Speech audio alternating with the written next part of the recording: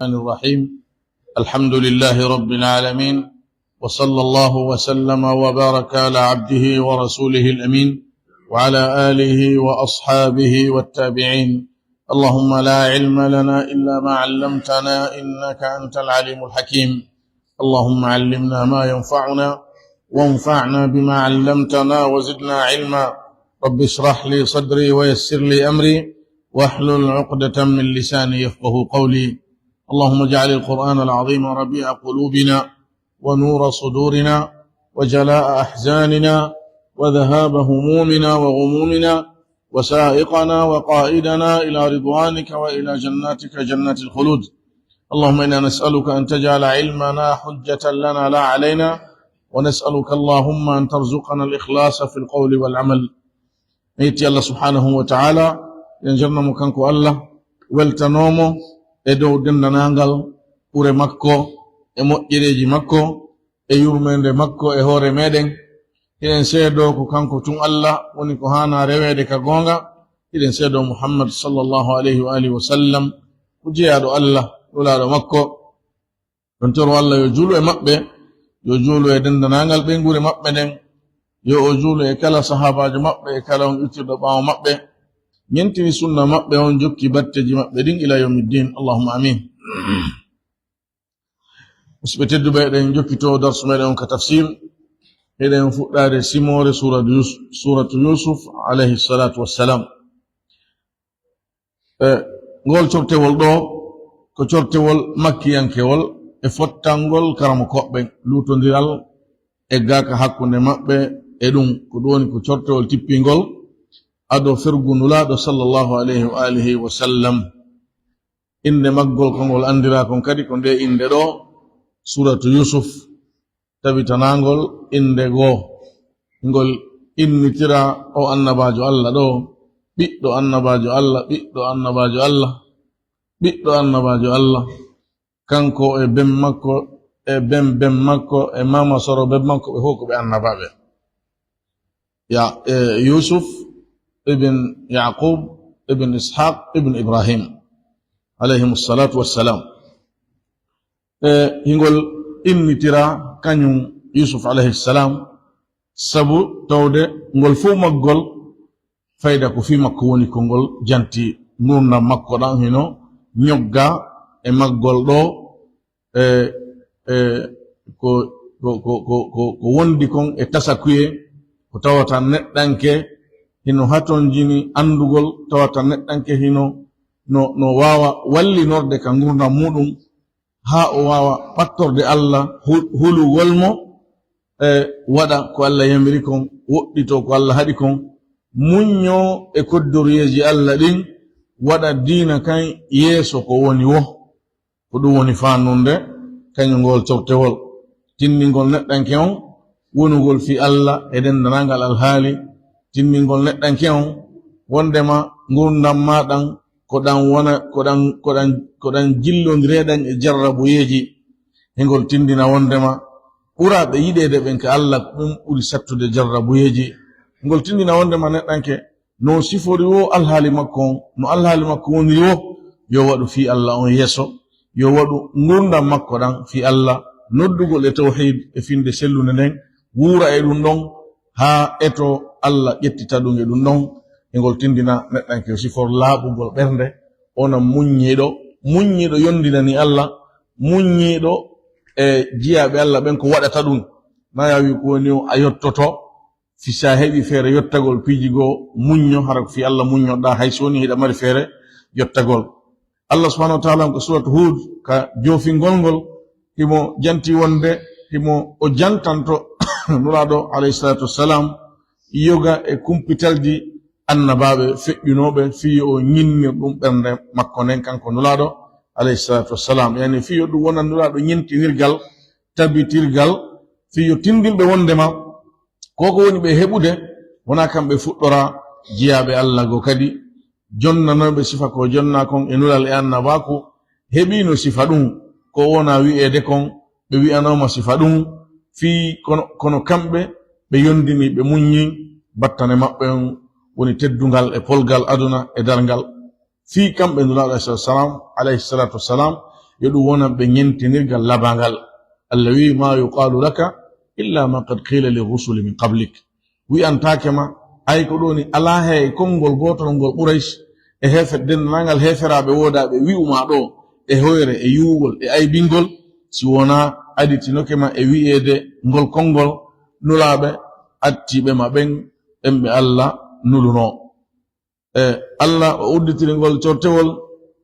karfe taƴindira ɗen alhurufu almuqatta'a en jantinoke konguɗi karmukoɓen ko yowodiri e ɗe karfe amma mana majje on ko ɓuri lollude kon ko konguɗi tati woɓɓe wi ko inɗe Allah subhanahu wa ta'ala wiwɓe ɗum ɓen ɓe wi wano alif lam ra ko wari ɗo kon bimana ana Allahu ara min Allah miɗo renti ɗum ɗo no joli hay ibn Abbas radiyallahu anhuma woɓɓe wi huruful muqatta'a ko inɗe alqur'an on woɓɓe wi ko inɗe corteji ka kañum karfe ɗen ɗe joli ton ɗiɗo konguɗi fof hay hunde tabita e nelaɗo sallallahu alayhi wa sallam hay hunde muɗum ala dalil ko jebbilane ko ijtihad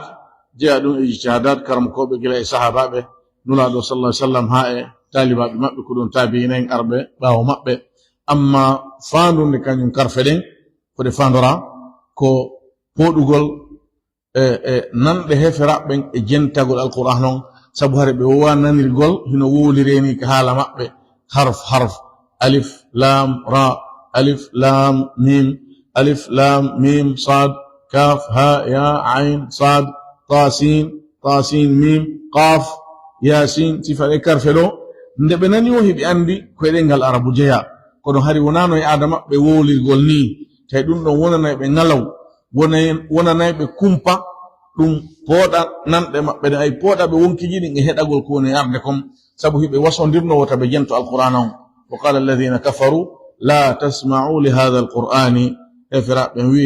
woton jento alqur'ana on walghaw fihi la'allakum taghlibun waɗe sama kala sonko e fijundaru nde alqur'ana no jange woton wattu hakkille mon e muɗum woton jaɓu goɗɗo go waɗa hakkille muɗum e muɗum belajo on folay alqur'ana on hari ɗum ɗo ko wasuyemu ɗo wasodirno hakkundeji maɓɓe Allah subhanahu wa ta'ala addi ɗe karfe ɗo ko udditira noppi maɓɓe ɗin fiyoɓe nanu wona hujja on dariki e hoore maɓɓe ɗum ɗo ko fanunde ɗimmere nen ko hollugol wondema alqur'ana on wona e ɗengal jananal woni ko ari ko e ɗengal maɓɓe ngal tigi jonnon ɓay hiɓe yeddi yo taw ɗum kaka Allah iwri ko Muhammad kamɓe hiɓe wi ko Muhammad sallallahu alaihi wasallam woni ko yuɓɓani hoore mum o alqur'an ma ko e juuɗe goɗɗo o itti ɗum ma ko tindi habaruji feƴƴunoɓe awa kamɓe kadi yoɓe woli sifa muɗum yoɓe yahu ɓe ƴettoya ka o ƴetti ton e hino ko ɗengal moɗon ko haala moɗon adde sifa muɗum tawi non ɓe wawata addude sifa muɗum tabitiri angal wowgol ɓe ngol wonde alqur'an on ko ronkinde tagore nden ɗum ɗon woni dalil wonde ko iwrude ka anduɗo kala hunde on humpitiɗo kala hunde on Allah subhanahu wa ta'ala rabbul izzati wal jalal Allah wi alif lam ra ko ɓuri sellude kon ko ɓernde deƴanta kon e maana ɗe karfe ko wondema ko Allah andi ko fandi e majje ko ɗon ɓernde nden woni ko deƴi e muɗum tilka ayatul kitabi tilka ko ismu ishara ko sappor ɗum moy wasa inni dhalika wano ko Allah wi ɗon dhalika alkitabu kaɗe karfe ari wo fi alqur'ana wolete yeso ɗon alif lam mim dhalika alkitabu alif lam mim o wi Allahu la ilaha illa huwa alhayyul qayyum nazzala alayka alkitaba kaɗe ari wo alif lam ra tilka ayatul kitabi alhakim maɗum almubin tasin mim kadi ko wona non tilka ayatul kitabi arata yeso ɗon yasin walqur'an alhakim alif lam mim tanzilul kitabi la rayba fihi min rabbil alamin qaf walqur'an almajid sad walqur'an dhi dhikr ko hasi kon kala kaɗe ari tan ini tun kaɗe ari ton fu ko jantagol alqur'an o mawninamo woni ko hikkoto ɗon Allah wi ɗo kadi tilka ayatul kitabi ɗeɗo o nde yewtere ɗo o ko ayeje nde e deftere almubini feeñunde laaɓunde pos feeñunde e hewre muɗum kañum taho iye mayre on no feeñi no laaɓi pos njuɓɓudi mayre on no feeñi no laaɓi pos kala anduɗo ɗengal arabu ngal sinani ƴiye mayre on no jange o tawa ƴiyangal no selli o tawa juɓɓudi ndin hino feewi hino laaɓi hinde laaɓi ka ma'naji mayre ma'na ko nde woni wolude kon ko hunde laaɓunde pos ka ñawoje mayre hinde feññini ɗum kadi laɓɓini pos si woni ko fodore ari a taway hino ɓuri hino fodore nden hino laaɓi hino jogi daraja towuɗo e poɗugol wonki rerɗinaki si woni ko kamba ari a taway kamba on hino laaɓi hino yoni ko hulɓina wonki rentinaki si woni ko misal mise mayre on a taway misal ngal hino laaɓi no yoni ko wonki taskora waajitora nafitora haray fiyake mayre on fuu ko laaɓu ɗum ko alda e jilɓaye si ɗum wonano ɗum ɗo yoni noon ko Quraysh e dendanangal arabu wondunoɓe maɓɓe ka yeddugol fenniranulaɗo alayhi salatu wassalam kono ka tawi ɗon ɓe wawali tuugagol e angal laaɓugol nde ɓe fenna tawi ɗum ɗon tun woni dalil ko tabintini laaɓugol nde e daraja towuɗo ha Allah subhanahu wa ta'ala on mantirinde ɗum mantori ɗum tippingol nde alquranare tawa himo waɗi nde laaɓunde laɓɓinde kala ko nde janti fi muɗum inna anzalnahu menen men tippini nde e qur'anan min waɗi nde alquranare ko ɗoni jangetende ko ardude e jangede wona e ɗeri nde ari alquran o wona e ɗeri ari wona e alluje ari na windande ari ko nde jangande Allah subhanahu wa ta'ala on wowlude wolanide jibril ari wowlani ɗum nulaɗo alayhi salatu wassalam nulaɗo sallallahu alaihi wasallam enen kadi humpiti en kañum ayaje ɗen Allah wi wa anzalna ilayka dhikra litubayyina linnasi ma nuzzila ilayhim wa la'allahum yatafakkarun min tippini e maɗa o alqur'ana fiya feññina yimɓe ɓen konko tippina e maɓɓe feññingol ngol no mofti feññingol ƴiyangal no mofti feññingol maana on Allah wi o tippini nde o waɗi nde jangetende arabiyan arabuyankore o ɗum woni e ɗengal arabu Allah wi bilisanin arabiyin mubin o wi nde deftere ko arde e ɗengal arabu laaɓungal pos o wi min waɗirinde ni jangetende arabuyankere la'allakum belajo onon taqiluna on haqqilay nde ay on gollitira e haqqille moɗon ɗen wawon nafitorde kañum alqur'ana on wigol ɗo belajo on haqqilay woɓɓe wi ko humodir ɗum e tippingol nde on ay min tippini nde e belajo on haqqilay nafitoronde haqqille moɗon min waɗi nde e hoore ɗum ɗengal arabu woɓɓe wi ko humodir ɗum e arabu yagal mayre on ko ɗum woni min tippini nde min waɗalnde e ɗengal goo min waɗi nde e ɗengal arabu fi hon ɗum fi on haqqilde ko ɗum fi on faamude fi on nafitornde ngol ɗo konngol ɓuri fewde ngol ɗo konngol ɓuri fewde ɓuri yaadude e aya on e hoore ma'naji ndino hino selli o alquran hara o arno e ɗengal ngal wona arabu harayno ngalawno ton ko ɗum Allah wi ولو جعلناه قرآنا أعجميا لقالوا لولا فصلت آياته أعجمي وعربي الله يرى من وأنه ده القرآن أعجميا كيري كدوني ده ونا إنجل عرب إنجل وإنجل كنده تبينا نو عرب بمنجل لينو بيا هادون فينسي تنام فيرانام فيو من فامو من النهلا من ننتاب دو من فامو تابم دو بأدى نلو بيا أنا باجو ونا عرب وجو alqur'ana makko wahyi ko ari mo kon wona ajamiyanke awa ɗum ɗo no hawni kono Allah o waɗi nde sabu ittugol ɗin gantoji ɗum fof o waɗi nde e ɗengal arabu fi kamɓe fewtiniraɓe nden ka adande laawol yo taw ala hay e hunde ganto e hoore maɓɓe enen hedditiɓɓen tawɓe wona e ɗengal enen na en ɗengal arabu janngugol ɗengal arabu ngal waɗɗike en fi en waawo haqqigol alqur'ana han yani janngugol ɗengal arabu ngal fiino faamiren deftere Allah nden woni ko waɗɗi en na be wonen woloɓe arabuje lugguɗe arabuje fewuɗe haa façon goo na be wonen walli fotoɓe e ɗengal arabu kono yo en faamu ngal ƴiyal no waddi en sabu gollitirgo ko ngal noddi e mudum kon no waddi en hunde waddinde ko timmirta kon si wona e wondude e mudum dun don ko waddi dum ma la yatimmu alwajibu illa bihi fa huwa wajibun. Idan jangugol en dengal arabugal fiyo en waawu hebude ko wallitoren famugol iyal qur'ana den dun non ko waddi dum en sabu alqur'ana ko tippindira ko fiyonde haqqile ko doni fiyonde faame honno non faamirta sey ala e famude ƴiyangal wawata wonde ara wiigol ɗo nde waɗama fiyode haqqile ɗum wona quraish tun koko dendanangal mo alqur'ana o hewti yotti e muɗum. Nahnu menen naqussu alayka meɗen qisso e hoore maɗa oɗon meɗen qissanoma qissagol ko jokkitugol batte hunde ka surat القصص الذي أدنجل نين موسى عليه السلام وقالت لأخته قصيه صنع جوابي أني جوا مودم جاجا كان موسى عليه السلام ويعني جوكتمو نكباي وحي أري مكة يو تمبو موكا بانيهم ونباو تمبا كانديان وترتو دون واتين الله باي واديدم ويعني جوا مكة jokkitindara hawnto kun yahata jokkitindara ko honɗum feƴƴata ɓaawo ɗum ɗo shahid meɗen on kawi ɗum kussihi ay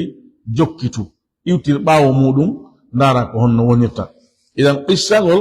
ko jokkitugol nde tawno seɗa fillade hunde ko a jokkitay woni ko waɗi kon wiya ko ɗum ɗo waɗi warrini waɗi e sayi kaarijo iwti ɗon waɗiri ni no waywa sa yilti to woni e laawol ko waɗi kon gila ka fuɗɗode muɗum ha ka lannode muɗum. Allah wina qussu alayka meɗen fillanoma ahsana alqasasi ko ɓuri moƴƴude e fillaɗi ɗin ko ɓuri moƴƴude e qissaji ɗin. Naam qissaji alqur'ana ɗin ko kanji ɓuri moƴƴude e qissaji fof fiyon nun sabu gogo taw ko ɗi gonga fenande ala ton mabbingol ɓeyda birdinno ala e majji kono waɗirno noon tigi alqur'ana wonde jantorde ɗum ko goo watti ɗum ko alqur'ana filloto ko hen qissaji ko tasakuye ko nafay ɗum neɗɗanke ko imma ko rerɗinay ɗum ma e ɓattagol e Allah ma ko hulɓinay ɗum ma ko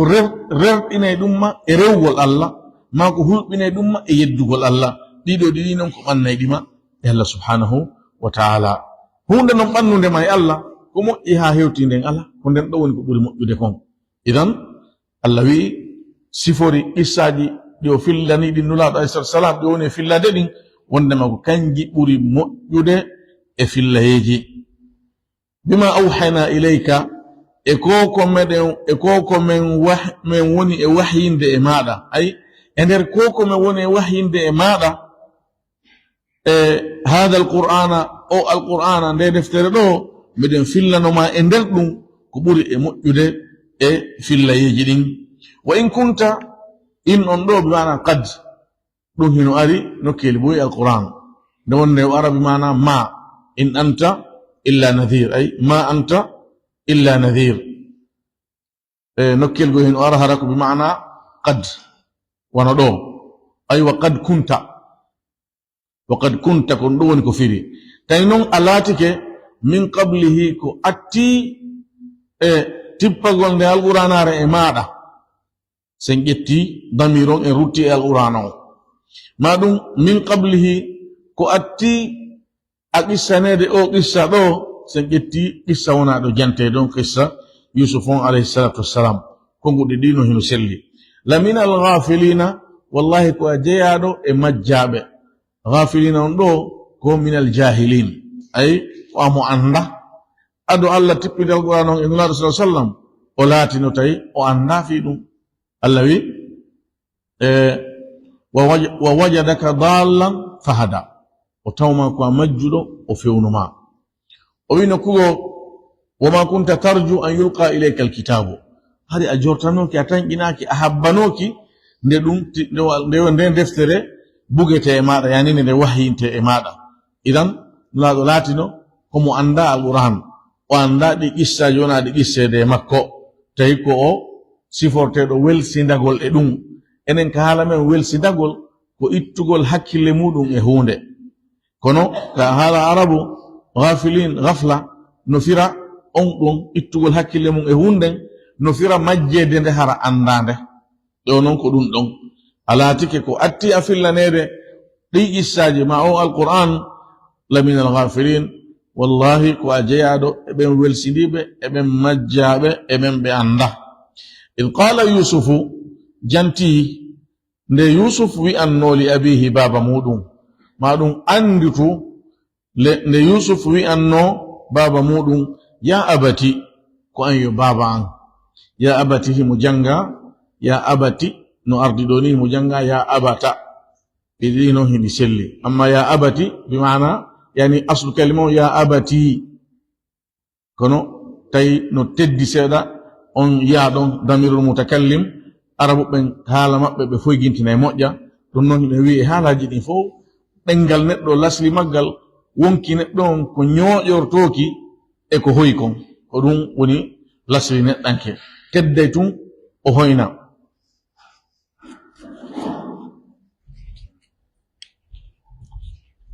tedday tun o hoyna ɗum noon ko tabiya e neɗɗanke idan wigol ya abati tawi o teddi seeɗa ɓe ittiya on ka wulugol ɓenna ya abati so woni ko fatha on ya abata lasli muɗum ko ya abata ɗon kadi tawi no teddi ɓe itti alif on ɓe acci ɗon fatha on ko tindinta onde ko alif itta ɗa kadi ɓe acci e kasra on ko tindinta ko ya on itta janginji ɗiɗi selluɗi tabituɗi e nulaɗo sallllahu alayhi wa alihi wa sallam mana on ko goto sertaha e hunde o wi inni no min ra'aytu mi yi'i 11 kawkaban koode 11 wa shamsa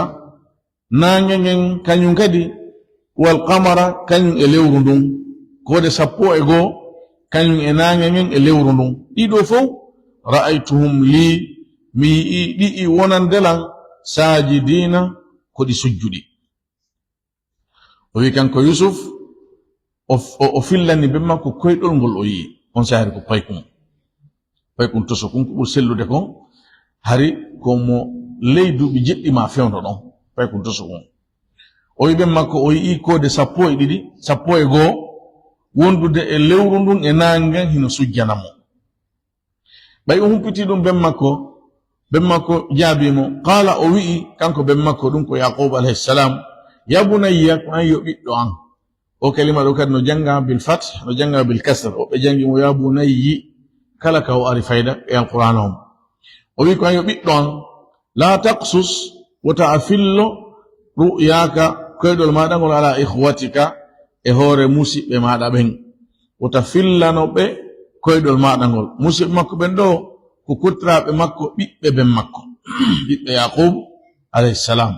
mi marno ɓiɓɓe 12 10 miññituɓe yusuf miññiti goɗɗo goo woɓɓe wi ko binyamin o wiyeteno woɓɓe wi ko yamin o wiyeteno allahu alam kono ɗum ɓuri sellude e muɗum almuhim himo marno miñal ngo kanko kadi ɓe fof maɓɓe koɓe ɓiɓɓe 12 ko ɓeɗo woni iwdi banu israil ɓeɗo 12 ko ɓeɗo woni iwdi banu israil ben makko yaqub wi wota fillano musidɓe maɗa ɓen ngol koyɗol ma fa yakidu laka ha ɓe janfoma kaydan janfa ka a hunnanta janfa kami ronkata andude fi muɗum janfa waɗay ka lorra e meɗen o haɗi mo fillagol o wimo maru koyɗol ngol wota fillano ɓe wolugol mo ɗum ɗo no tindini hari o andi e ɓiɓɓe makko ɓen angal yiɗugol on miññirawo maɓɓe non hari o andi ɗum e maɓɓe imma o andiri ɗum kuuɗe ɗe o yi e maɓɓe e nder wuuri dangal ma o andiri ɗum wahyu immodeke Allah subhanahu wa ta'ala ayon tindini jaka ɓe ɓurɗa jeyduɗe ɓen jaka ngayngu no wawi wonde hakkunde ma e ɓen sheytan no wawi natude hakkunde moɗon wadda on soni annabajo Allah on jarriborama ɗum ɗo ɓiɗɗo annabajo Allah iwdi annabaɓe haray yo ɗum wonane tasakkuye wondema si ankadi a jarriborama sifa ɗum no wawi wonde ɓe hawtuɗa baba ɓen taw ɓe yiɗama ma hara woɓɓe maɓɓe yiɗama haray ko honno hanɗa ƴettitirde ɗum janngo ngol cortewol ɗo ndara honno Yusuf ƴettitirno an kadi ƴettitirano warrano haɗugol mo Yusuf fillagol ɗum ɗo no tindini wonde neɗɗanke piiji makko tigi tigi ngadi ɗin yani alhaliji makko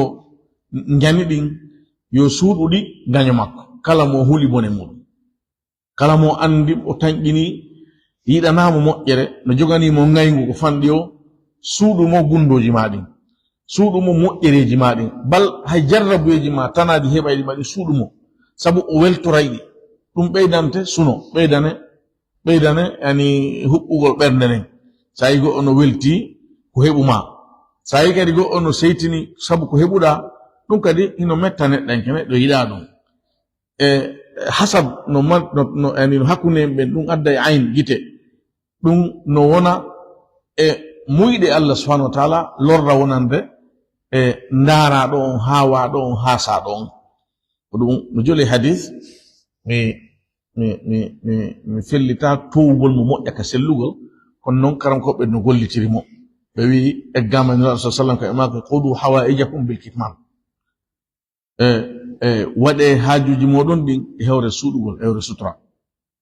ɗum fof ko sabu rentagol e haaseede rentagol e haaweede haawande seytingol sabu wawgol ma huntugol ma haaju maɗa e tajugol maɗa kutu idan Yaqub waaji ɗum ɓiɗɗo mum on o wiwata fillano dey musidɓe maɗa ɓe ngol koyɗol ma haa ɓe janfoma janfa wigol moɗo ɓe janfoma janfa ay ko janfa tiiɗuka janfa ka a hunnanta a wawata dartade ma janfa ka mi ronkata andude fi mum haa mi haɗa ma janfa addo ha lorra e ɓe ngure nden teddini wondema ko annduɗa kon waddete e musidal maɗa ngal tawta si ɓe andi ɓe ƴettire ɗum ƴettitande bonde suuɗuɓe ɗum golle maɗa ɗen no avancude business ma on no marsude ka jande maɗa ɗa avancude siɗa andino e musidal ma ngal ɓe yiɗa ɗum suuɗuɓe ko suuɗataɓe kon ko nafa mon on fof sabu sa andiniɓe ɓeyda e feññingol ngaygu hakkunde moɗon yahay ha haysi hari an a waɗali ngaygu ɗum wona sabu ha an kadi yettoɗaɓe tawata noon sa suuɗino ɓe andali ngaygu wonayno hakkinigo hakkundeji moɗon nafoore gende no e muɗum o tentiniranimo yani haɗore nden o wi inna cheytana tabiti wondema no cheytane lil insani wonande neɗɗanke aduwun ko gaño mubinum feññinɗo ngaygu ndo fof holli wonde cheytan no lombo hakkunde nene gotoɓe hawtuɓe o bonna hakkunde maɓɓe few ha tawa koko boni tum ɓe miijodiranta wona cortewol ngol tindinirta hen ɗo ni holla en sabu ɓeɗo koɓe miijanno Yusuf kon hakkille wawata jaɓude goɗɗo no miijano ɗum nene goto muɗum hay musidɗo muɗum ka woɗɗiti seeɗa hakkille jaɓata yo ngaygu hewtuɗon hakkundeji maɓɓe ka hollugol mo wondema ko nema jano o fokkitani teddungal janal ngol koyɗol makko firi o wi wa kadhalika ko wanoni no Allah hollirmani ɗum ɗon lewru e nangue e kodde 11 no sujjane kono Allah hollirma ɗum ɗo ni ko wana noon yajtabika suɓorayma rabbuka joomi maɗa o suɓoma o waɗa e jiyaɓe makko ɓe ɓuri yiɗude ɓe ɓuri teddinde ɓen wa yuallimuka o janne min ta'wil ahadithi e firo konguɗi o janne e ngal gandal ɗon o andine ngal woɓɓe wi min ta'wil ahadith e battaneji fiyakuji ɗin ɗon hare ko jannugol mo ko wirni kono on mana ɗon o sella sabu annabaɓe Allah ɓen Allah jannalɓe ko wirni kon mutlakan mo andina ɓe no wirniɗi ko Allah wi alimul ghaibi fala yudhiru ala ghaibihi ahadan illa man irtada min rasul nula ɓen mo humpita ɓe pijigo e ko wirni kon gonna mutlakan sina ɗo nula sallam ɓe heɓatano ko ɓe heɓi koye ñande Uhud idan ko ɓuri sellude ɗo ko firo koyɗe on ko ɗum kadi ɓuri feeñude e konngol ngol wa yutimmu o timmina ni'matahu nema makko on alayka e hoore maɗa woɓɓe wi on timmingol ɗon ko okkugol mo annabako ngun konguɗi goo kadi hino janta kono ɗinnon fof ko nemaji Allah timmuɗe makko ko ɓuri teddude towanon e ɗinnon fof ko annabako ngun wa ala ali yaquba o timmina kadi nema makko on e hoore ɓeygure yaquba nden kama atammaha wano o timminirno non nema makko on ala abawayka e hoore babiraɓe maɗa men ɗiɗo min qablu ko atti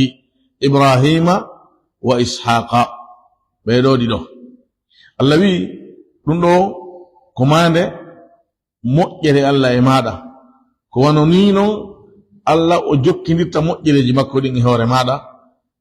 o okke andugol firo koyɗi o timmina nema makko on e maɗa wono ɗum woniri noon wono nden moƴƴere Allah bagornonde noon yani o timmina nema on e hoore ɓeygure bemma nden ɗum koni kanko yaqub on timmingol on nema ko ittugol ngungaygu hakkunde ɓiɓɓe makko ɓen tumbidiraɓe moƴƴina hakkunde maɓɓe ɓawonde hawre waɗude hakkunde maɓɓe waɗa ɓe annabaɓe no tabite kongude karankoɓe wonde ɓen ɓiɓɓe yaqub ɗon ɓe wonno annabaɓe ɓawo yani ngungaygu ɗo iwde hakkunde maɓɓe e yaqub tindini wonde ɗum ko aada Allah e ndun suudu ɗon ko suudu ndu Allah teddini sabu o timminno nema on e hoore ishaq kañum ibrahim o okkiɓe gandal o okkiɓe annabako ngun o waɗi ɓe suɓaɓe makko amma ibrahim Allah waɗi mo giɗo muɗum Allah wi wattakhadha Allahu ibrahima khalila ishaq kañum kadi Allah subhanahu wa ta'ala on waɗi mo annabajo e ɓawo annabako baba makko ngun waɗi e ɓiɓɓe makko ɓen suudu annabako ngun ko kanko woni baba yaqub woni baba yusuf Allah wi inna rabbaka tabitino jomi maɗa alimun ko o gando himo andi ko hombo handi e teddungal makko ngal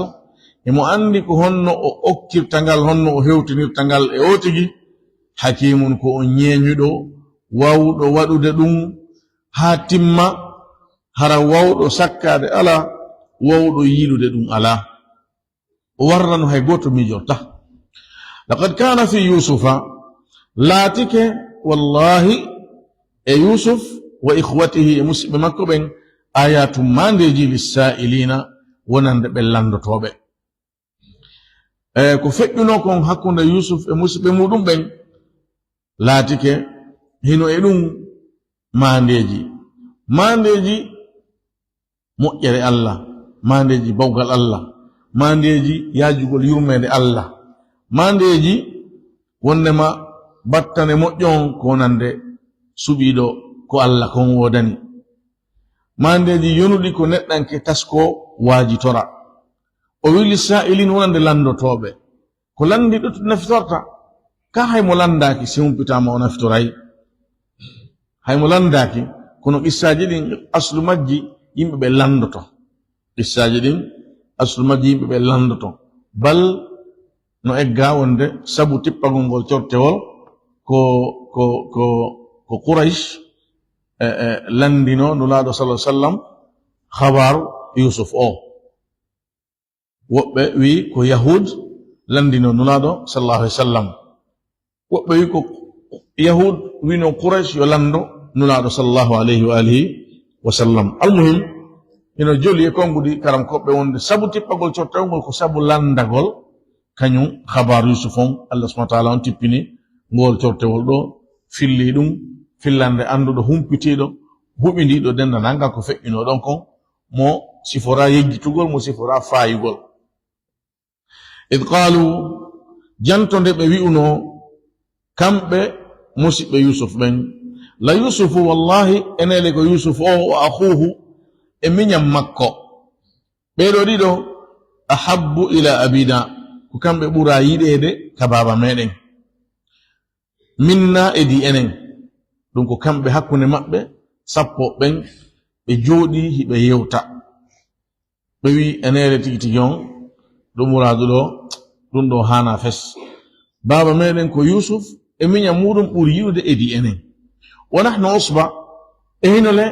enen koyen jama ay en fof koyen ɓiɓɓe maɓɓe koyen jama goto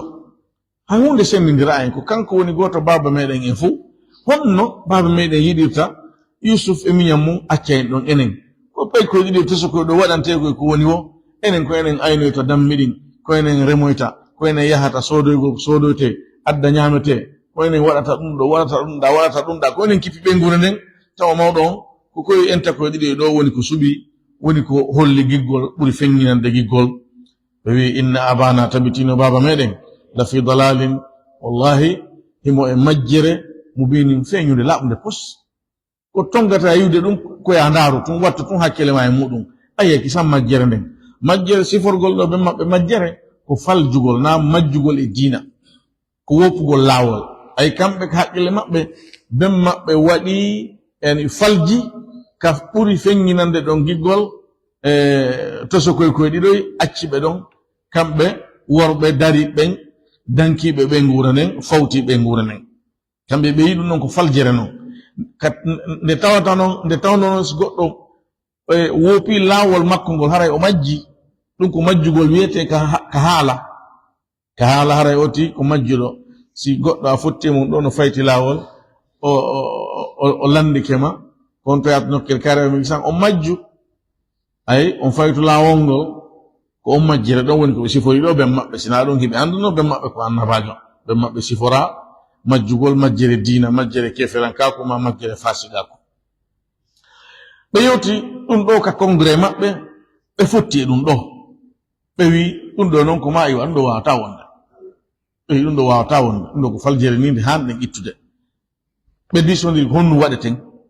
seytan wallitiɓe mo ɓe maɓɓe addi feere Allah wi e maɓɓe ɓe wi'i uktulu yusufa ware yusuf o goɗɗo e maɓɓe wi ɗum hende o waron on ala solution si wona ɗum aw itrahuhu ma ɗum bugoɗon mo ardan e leydi woɗɗitindi bugoɗon mo e leydi wigol bugoɗon mo e leydi na wigol bugemo ka leydi ɗa yani ko naɓon mo e leydi ka woɗɗiti tawata o wawata artude ben makko anda honto o woni ha yahanamo ay woni hawkon mo Allah jente e maɓɓe ɗe pehe ɗo ɗiɗi la Allah haraɓe adduno pehe goo kono hakkille maɓɓe ɗen ɓuri yilade e ɗe ɗo ɗiɗi la Allah kadi hara ko ɗe ɗo tun ɗiɗi arno warugol mo ma hawkugol mo e leydi woɗɗitindi ɓe wi waɗe ɗum ɗo ma ɗum ɗa no ay wonde hara ko goto maɓɓe wolno ka haala ɗo ɓeya jaɓi ɗum ka haqqille mum he ɗon no hawrigoye ɗin ɗon ɗiɗi ko waɗa wo no moƴƴi haray konngol ngol woni fi maɓɓe ɓe fof woni ɓe fof wolingol no ay wonde hara ko goɗɗo maɓɓe woli ɗum ɗa goɗɗo maɓɓe woli ɗum ɗa o yeyinna warenmo min ko ɗum mi yi o yeyinna haysen warali mo warugol ngol moƴƴa kono bugoɗen mo hawken mo woɗɗintinen mo ɗum kadi hara ɓay objectif on fandunde nen ko ittugol mo yeeso baba meɗen fiyo mawɗo on ittu gite mum e makko waɗa e meɗen enen wonduɓe nafa ɓen ko noon fandude nen awa haysen warali mo sen pottinimo en heɓay kadi ko faala ɗen kon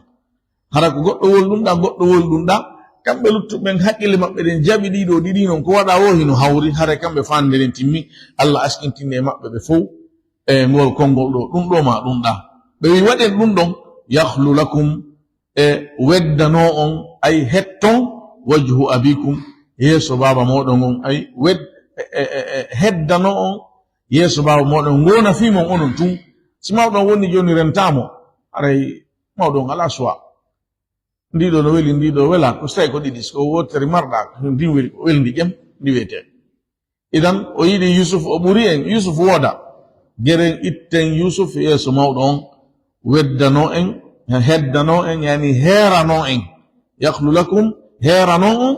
wajhu abikum yeeso baba moɗon on wa takunu laatoɗon noon min ba'dihi ɓaawo makko kanko Yusuf woni on waru woni on hawku ma ɗum min ba'dihi ɓaawo ɗen golle moɗon ɗon woni ko warugol ngol woni ko hawkugol ngol ɗo kadi damiron woɓɓe no ruttimo e gollal ngal woɓɓe no ruttimo e Yusuf alayhi salam ɗiɗi no hiɗi selli sabu gollal ngal ko e Yusuf waɗa ɓe wi laatoɗon noon ɓaawo ɗum qawman yimɓe salihina moƴƴuɓe ay tuubon suɓe ɗo goɗɗum e mum e no way wasi ɓe feere nden ar waren mo o yena tan waɗ ɗum kono itten mo hawken ko pay kum sen naɓimo ka woɗɗi en liɓoyi o wata artude o antata laawol ngol baba meden anda hon to wontiri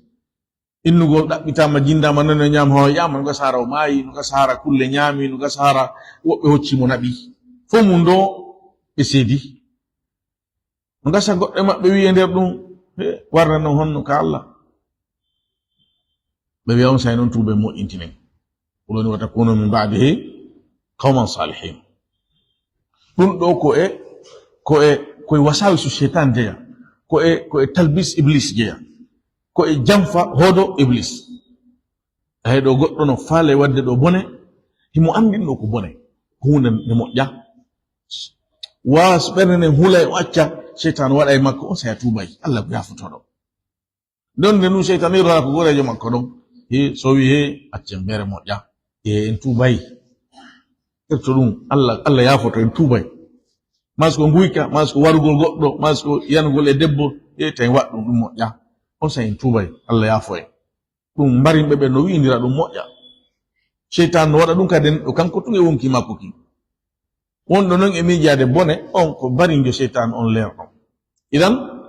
dum do ko e hodo iblis jeya wadu bone on say atuboy da andi si Allah accete baawo on bone ha tuba dan si Allah okkete balde nuga saka gaynda mo non kal maya do nuga sa lutta e makko nuga sa Allah huccina bernde ma dan e tubu e wada mo tum Allah okke mbele nduru e makko ko jokkidemo satoda tubu ngol wiya ya wadu seeda kontina ya wadu jawnkade ya wadu faddi jango Allah huccina don bernde ma dan ha mayde hendo ma e nder dum hay dum do ko hunde mo jane do nayo fijir dum bone koy taw amurti yanda e makko koy taw ko fayere koy taw anda ha wadamo bone na e hore e bangol trasa dum desina dum wana dum plan e khutta sabu on ko e buda don hay sa wawal wadde hebe bakkat no sette mi jagol gol tum baybe woli dum do qala qa'ilun minhum wi o e mabbe do inde odon den jantaka Allah wi udogo e mabbe wi ko goddo e mabbe inde makko ne wala ka sabu andugol inde den ala nafa noy ka wi be wi do wa akhuhu miyam makko inde makko ne jantaka kal Qur'an donc kadi ala nafa andugol ko dum wadi si Allah o jantanake goddo mabbe wi la taqtulu Yusuf on do mo jabal fere waru gongol o wi woton war Yusuf wa alquhu kono bugemo fi ghayabati aljubbi kanibe koloru nabe mu ukon el koloru ghayaba ko kawirni tawata hino hucce haqqille anda fi ma min alghayb ko wirni aljub ko koloru asandu tun karam ko be ko asandu tun du gollaka yani mo inaka hore mu hara goddo ka wodditi to hayno to anda ko koleru ko do nabe mo uno e ngayka ko dum halaka woni ko firi kono ko wigol ndaron a ngayka lugguka harana gay ko to soko har so sonki wondo sera don nanay sino lugge hay o sonki tan yawata ha do ga saaki to hara goddo nanay sera ton on non e koleru don be woni ko be fandi do ko do nabe mo bugo don e koleru luggundu ka burure ka désert ton so wadi dum yaltaqituhu o cudani be fere nen hollugol be aw mayata fiye be jabu nen fere don o yaltaqithu hoccaymo ba'du sayyarati yoga e setebe as-sayyara do na otwal sayyara ko anda ko fendo otwal ko no wiana sayyara sabu ko dogowal ko yahowal jama setebe no wiye kala arabu sayyara ko dum woni ko fanda do ay jama setebe fejjobe hoccamo wobbe fejjoben wade dum do in kuntum stawiyoni on laati fa'ilin ko betu wadon odo goddum odon waywa su kanko woni mardo hakkilon den nyande mabbe hino odo ko feñi kon o wawali hadugol be o hebali pouvoir ko hadirabe wadugo Yusuf ko boni jona mo dabbure fere betara nen don be waday ko be fala kon kadi Yusuf dada mayugol ka désert ton ma kulle nyama dum o yinabe mo koloru joda din ka burure ton ka désert libon moton accio moton arton wawata jawande hore makko nokku on ko nokku kaseto to be fejjata ender ɗum ɗaɓɓoɓe ndiyan ara e hawra e makko ƴettamo kadi yaada e mum sabu feeno on say kala hoccuɗo goɗɗo ni tun e buuro hes ko jano si jama yi yoti hende to moni piyammo kaɓɓol naɓora woni maccuɗo maɓɓe ko ɗan gurdam wurano na feris ko pay kuntuso kum woni ko hocca ara e maccuɗo heɓike o addinen feere ɗon haqqille maɓɓe ɗen deeƴi e nden feere ɗon ɓe fotti o ɓe waɗa ɗum jon noon ko honno ɓe yaltinirtamo ka hoɗo ɓe makko jaɓata o pottito jaɓata o yaha ko ɓe yahaynoɓe aynugol ko yimɓe aynaynoɓe dammi ɓe yettaen dammi ɗin ɓe yaka burure aynugol ɗi jonno honno ɓe ƴettita Yusuf ɓe naɓa ɓe waɗoyade golle ɗon tawi ma ɓe heɓa technique no ɗum ɗon warrete ɓe ari ɓe tawi ɓe maɓɓe qalu ɓe wiya abana kan yo baba men malaka kon nun heɓuma kon nun haɗete la tamanna a hoolata ko men ala Yusuf e Yusuf o tawi e nder gurnan ɗan ka wuridal maɓɓe ɓe maɓɓe no ɓanni Yusuf tun takko mum ko espoir makko on noon yani hukka lahu yo waɗu ɗum ko annabajo Allah no holli mo wondema oɗo ko lontotoɗon ha enen ka gurdam meɗen babiraɓe meɗen ɓe si goto e ɓiɗɗo mum ɓendugol haqqille deeƴugol fondo e seɓugol li'ande mawɗo on ɓannay on hara ko pay kun toso kum hara kun duuɓi jeɗɗi yoɓo kun ka yahata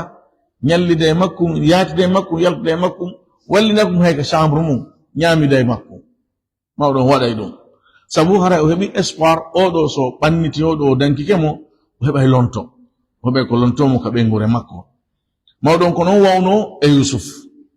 ɓayri joni ɓe darde honno ɓe convaincirta mawɗo on ha mawɗo on newnana ɓe ɓe ƴetta pay kon kumɓe yaada e muɗum ɓe wiyene baba ko on ɗum haɗuma a hoolatako men e o kono waɗi a hoolaki men e o accata men yaltida kono waɗi a hoolatako men e o accidata men min fijida ɓe ƴettimo ɗum ɗa bakke ma aynata menen e o komin nene goto o mara ko kippa ɗum sina menen o mara mo janga e jungo mum sina menen ɓe addi haalaji ɓuy Allah jumli ɗum ɗon fof moɓe ɗum ɗon fof o wi wa inna lahu menen wonandemo la nasihuna komin laaɓanɓe mo reedu ɓe wi ɗum yani ɓe janti piiji ɓuy ɗiɓe waɗantamo ɗiɓe nafatamo ɗiɓe nafirtamo ɓe wi kamɓe wonande Yusuf ɓe laaɓanɓe mo reedu na ɓe waɗowo mo ella na ɓe piyoɓe na ɓe waroɓe na ɓe tilfoɓe mo ko ɓe dankotoɓe mo hiwa mo reena mo ko musidɗo maɓɓe mo ben maɓɓe yiɗi feññini giggol muɗum dankagol on moƴƴo e makko ɗum koye ɗoftagol ben maɓɓe jeya ɓerdani mawɗo on sifa ɗin konguɗi ha waywasi mawɗo on heɗike ɓe yewti ɓe jabodiri kombuɗi ɓe tawi occasion heɓike no ɓe landora noon demande maɓɓe on ɓe daɗɗi ha moƴƴi neɗɗanke ko neɗɗanke o anda ko wirni ɗum ɗo ko dalil wondema neɗɗanke anda ko wirni si Yaqub no andino ko wirni o jaɓatano accudugol ɓe Yusuf kono o anda ko wirni wer ko Allah humpitimo Allah suuɗimo ɗum ɗon wirni ɗum ɗo e makko sabu faandunde nde kanko Allah o mari Allah no andi bangiji ka woni to wonɗi e wadde geddiɗi o halkirta ɓe sabu muɗum kanko noon Allah o halkata o lettata o darnali gantogon o addi nulal ngal tawimo eɓɓude on nula ɗo makko mo o nulata ɗon joni noon on ko paykun taho o hewtali wahi yohan e makko o wi waɗɗumɗa yahuɗa tawi ko ma heɓo naɓowo mo ton o formoyo ton o janɗa ɗon sabu yimɓe nde ɗa waajoɓe haɗaɓe ko mahara ɗa andi ɓe andi honno ɓe didori honno gori maɓɓe wayi honno aadaji maɓɓe nediji maɓɓe jikkuji maɓɓe ɗa andi honno ɓe natirante honno ɓe yaltirante Allah subhanahu wa ta'ala on tawi fandike oɗo o yahay ton o janɗa ton o wuura ton ha o humpito fi ɓeɗo o wonawa jeyaɗo e maɓɓe ka andugol ɓe non sinulal ngal ara e makko yo yottin e maɓɓe kono Allah kono wiri noon alimun hakim ko gandu ko ñeñuɗo ngare ñeñal ngal on rewrude ngal ha o timmina fandude makko nden mo ono accugol ɗo Yusuf ha Yusuf janɗa o adda nulal ngal e makko o wiya ko masal o yata o yottinoya nulal makko ngal kono o warri ɗum e none wonduɗo e ñeñal wonduɗo e tasakuye wonduɗo e ngalaw wonduɗo e ñinnugol gandal makko kanko Allah subhanahu wa ta'ala wonduɗo e tindingol e humpitagol mo fipiji ɗin adoɗi waɗude e siɗi waɗi ko honno ɗi warroyta e wonduɗo ko tindinta yurmede makko kanko Allah yaajugol yurmede makko tasa kuyeji ɗin no heewi e nder qissa on si woni wonande on taskiɗo yurnitiɗo ɓe wi arsilhu ma'ana imminmo wondude amen accidimo e amen min yaltida gaɗan jango nde meɗen yaha ka ayno dammi accimin yaltida e makko jango yarta o cowo o cikko wayal ab o fija fay ko no yiɗi ɗum ha fay ko ƴetta yaltide e mum kaburura har no wondi e kuttiraɓe mum hula hay hunde sa yi ko gerata noy wasi dammu to sokun accitama ko cowo to cikko hara hino fija takko dammi ngeni ɗin kañum e hunde mappina ɗum nandi ko waɗante ɗum piji ɗi fof si a ton jini ñamgo inne tun falama ñamude fay kum inne tun koto mi falama ñamude mo andi ɓe jonnaymi ko ñama mi falama yarde ɓe jonnaymi ko ha o wi o ronki imande ɓe ƴettamo ɓe bambamaɓe ma ɓe waɗɗinamo ko ha fala oɗo ɓe waɗanaymo ko ɗum woni aslu on ko ɗum woni aslu on idan ɓe wi accidimo e amen janngo men yaltida yarta o cowo o cikko woyal abu o fija yarta on no fira ɗo e konngol go yarta o ayna kanko kadi yani o ekkito aynugol min arra'i ɗa ko min arrata ɗa ko min arra'i accudumo e amen janngo men yaltida o fija o ekkito aynugol wa inna tabitino menen ɓe jonnude mawɗon garanti ɓe wi wa inna tabitino menen lahu wonandemo la hafiduna wallahi komin renayɓe mo komin aynayɓe mo min accata o majja min accata o weddo min accata hay hunde waɗa mo min kippay mo gila kamin iwi ɗo ha kamin hewtiti woɓɓe jangi ɗo yarta sukun aynon wa yal'ab ɓe jangi ya e kalimaji ɗi non woɓɓe jangi mo noon bil ya kono ɓe waɗi kasra ayno yarta'i wa yal'ab woɓɓe jangi bin nun narta' wa nal'ab min fija min ayna ɗon kamɓe makko fo accidumo e amen min yaltida min ya min aynida o ekkitoro ɗon min fijida woɓɓe wi narta'i wa nal'ab ɗiɗo janginji nayi non ino tabiti kañum aya on il faut e majji ko manaji ɗiɗi wa imma ko Yusuf ɓe sifori cowo cikkoma aynugol ngol e fijugol ngol ma ɗum ko kamɓe makko fo ɓe hawti wondema accudumo amen mi yaha min waɗita ɗum ɗo o ekkito o wota ɓe jonni garati ɓe wi wa inna lahu la hafidun minen wonandemo komin aynaɓe mo komin renaɓe mo qala yaqub jaabi o wi'i inni tabitino min la yahzununi hino suninanmi an tadhabu bihi miɗo sunora nde yaada ton e makko dey ɗum no aninanmi dey wa akhafu miɗo huli an yakulahu dhi'bu nde ñamatamo bonoru ndun wa antum hara onon anhu wonandemo ghafiluna kon welsindiɓe ɗo ghafiluna on ko ittuwol hakkille e makko ay hara ɗon hilni dammi soggirgol to yilirgol to ma ɗon hilni golleji mon goɗi waɗorton ton ɗon accidimo ni tun e hoore makko ha bonoru ara ñama mo ɗon yaqub alayhissalam o holli de on de o falaka ɗum waɗa no suninamo nde ɗum waɗata woɓɓe jangila yuhzinuni maana on ko goto ha o addi o addi ella mo o huliri kadi o wi mo huli de ta bonoru ñamumo ɗum noon no tindini wonde hari bono no jahlino e nokku maɓɓe on ka désert maɓɓe ton aɓe wonno ton hari bonoji hino ton nde tawno ko ɗum ɗon woni danger ɓuraɗo hulede on o hertinayi ɗum ɗon jantore no a enen kamen ga nokku ka tawata no anda bolle no ɗuuɗe e yi'ede ɗon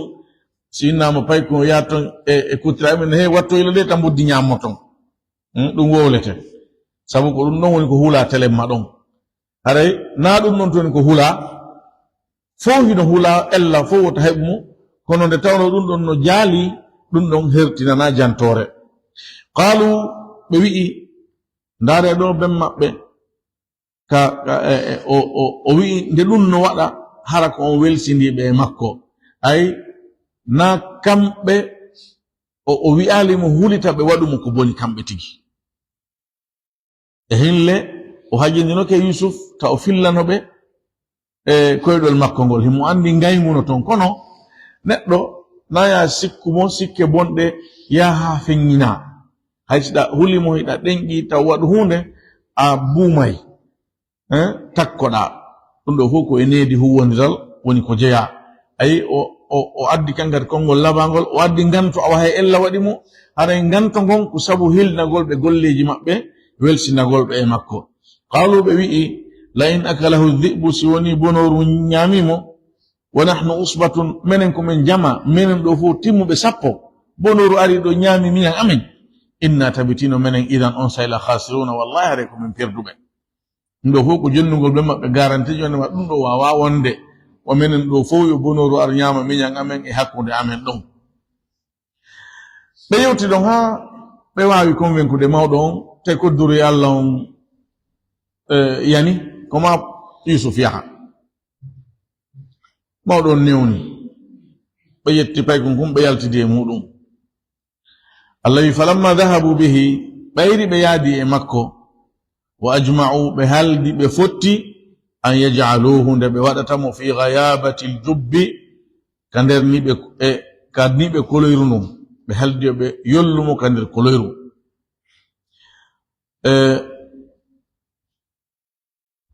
qissaji alqur'an ɗin ɗi jumlay ɗi raɓɓinɗina ko e tasakuye on tun jantoto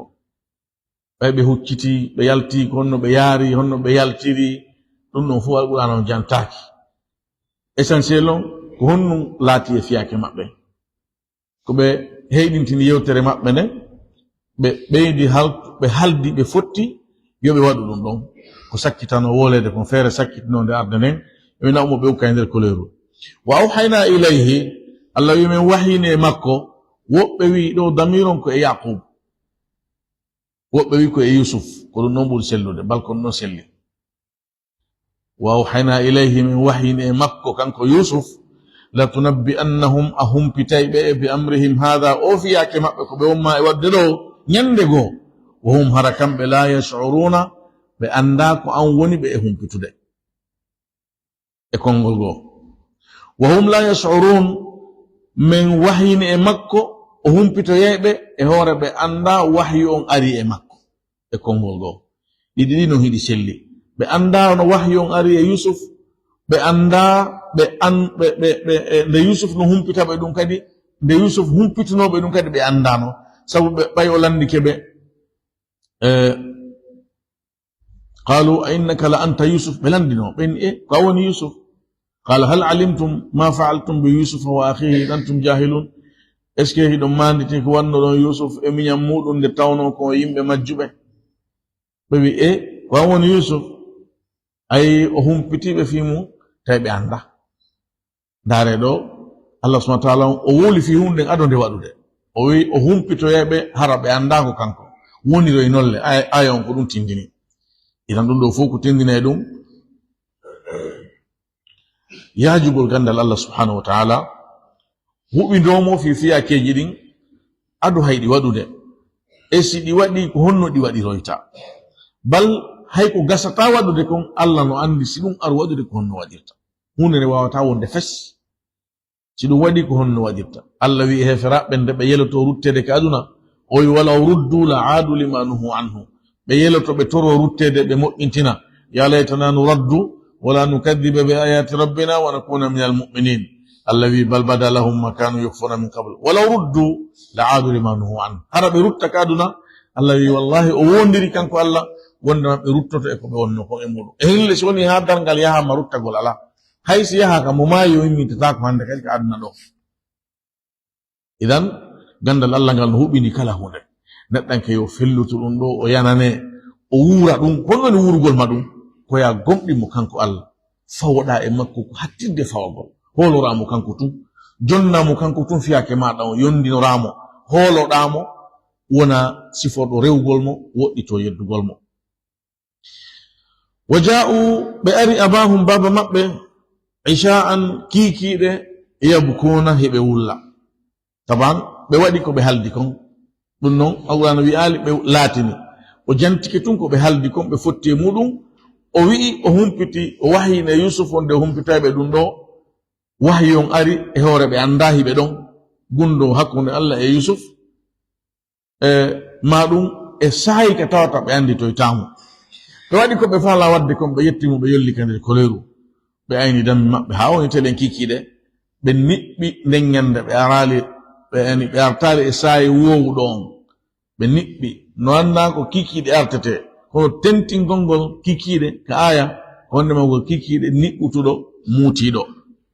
ɓe ari ben maɓɓe yani ɓe arti ka galle ɓe tawi ben maɓɓe Incha'Allah kikiɗe yabkuna hiɓe wulla o ɓe no uggini e hoore jungo muɗum ino wullinkino hino lisa qalu ɓe wi ya abana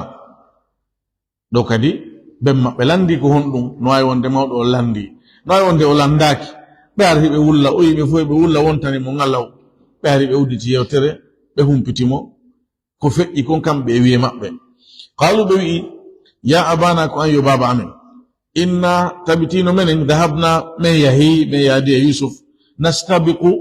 min woni meɗen adondira ay meɗen waɗa course meɗen folodira e dogudu meɗen adondira imma ko dogudu ma ko fampagol bugagol conke e ndaga entraînement ɓe wi ɓe yahi hiɓe woni hiɓe waɗa ɗum wa tarakna Yusufa min acci Yusuf andi ɓe maɓɓe wino ha bonornu ñamamo hara hiɓe welsindi e makko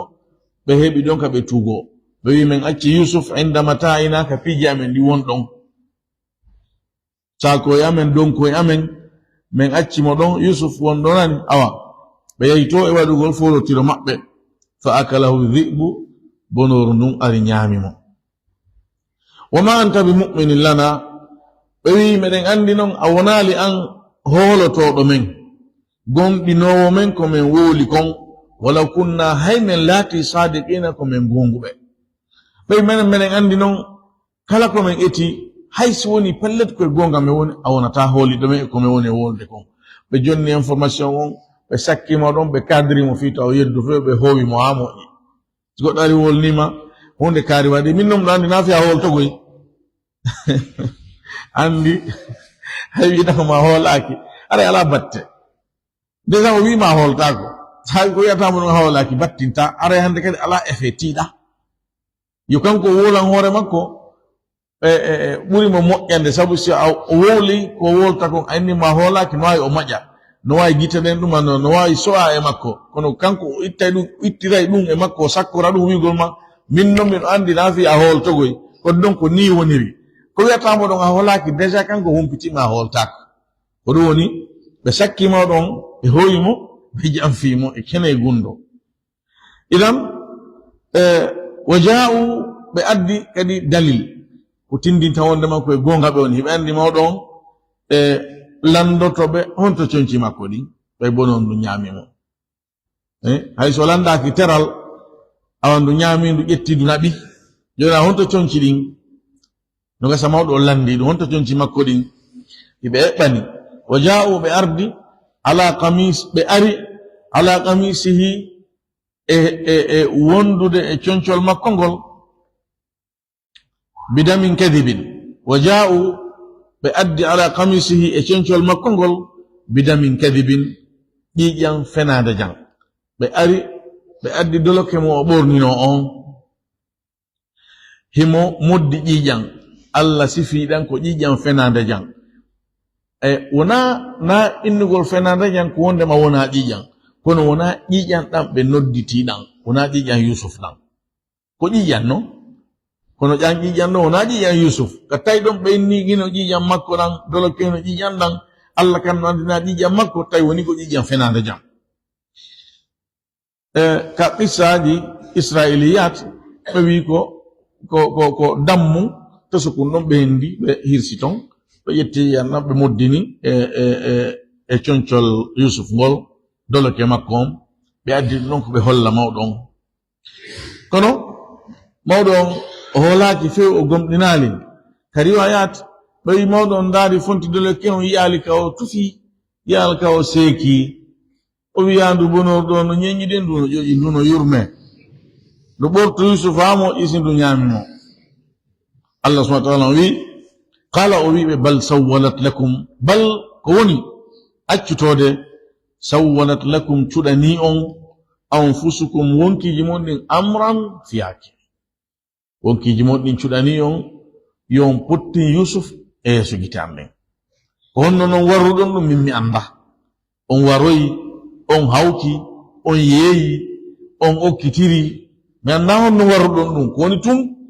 henanilan wonkiji mon ɗin cuɗani on fiyake ko ɗum woni on fiyake pottingol Yusuf takwa oyi fa sabrun jamil munyal labangal fawikena fa sabrun jamil munyal labangal fawikena sawi do mi munyoto munyal labangal sellata kustawno fa sabran jamila ko dum arno wana fa sa asbiru sabran jamila kon Allah fa sabrun jamil wa imara ko mubtada mo khabar modum itta ma ko khabar mo mubtada modum itta sifa wana non gasta wonirde fa sabrun do haray ko munyal jamilun labangal woni ko fawimi wonata fiyake an wonata alhali an wallahu almusta'anu ko Allah on woni wallinortedo on ala ma tasifun e ko no sifade ko ni jiyaado Allah hani wawde ko ruttu fiyake on e Allah do bay kanko Yaqub o anda haqiqi on e wahyu aralimo o andi tun yibe do be bi pottingol Yusuf e pottinimo e legite makko ren ko honno non o gerdi be gerdi ko honno wonta tabaawo dum don ko honno fi Yusuf wonirta honno o yitirtamo honno o yetti dum fo jonni Allah o wallahu musta'anu ko Allah on woni on wallino tero kanko tun dare o inali wallahu musta'anun ala ma tasifun o yali Allah ko wallino tero o wi ko Allah al musta'anu woni on wallino tero ay kanko tun Allah he goto gomo mi holori ko wallam mi ha mi hetta biddo angon ko kanko tun woni on wawdo dum o mi jonni dum mi rutti e makko mi tortomo yo o walli tolan ko dum woni wallahu almusta'an ko Allah on woni on wallinotedo ala ma tasifun e dow konko wondon e sifade men yahi do men wadi dum da men accimo do bonoro ari wadi dum di halaji do fu mi jonni Allah mi do torimo yo o wallam hetta biddo on ko dum woni ko kongol firi en toro Allah subhanahu wa ta'ala yo famin en alquran on famu selludo o okkan gandal ko ni mudum kon e hore no labiri o newi nana en e rewirgol mo nde deftere makko jangu golde e gollitir golde o jabana en ko rewetemmo kon o yafo en dendanangal faljireji meden e rabbininare meden bismillahir rahmanir rahim alif lam ra tilka ayatul kitabi de do ko ayaje nen deftere nde e deftere al mubini feñunde laabunde labbini kala ko woni e mudum inna tabitina menen anzalnahum min tippininde qur'anan konde jangetende arabiyan kore la'allakum bilajo onon